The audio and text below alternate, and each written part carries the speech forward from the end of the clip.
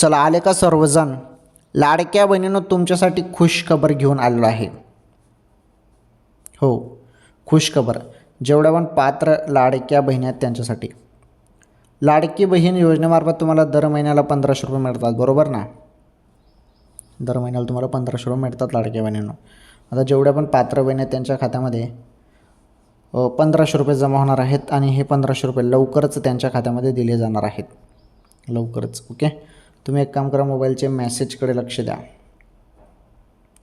मेसेजकडे लक्ष द्या, कारण हप्त्यावर तुम्हाला मेसेज येतो. 1500 रुपये वाटप विसा हप्ता होईल तुम्हाला आता वाटा कोणत्या क्षणी.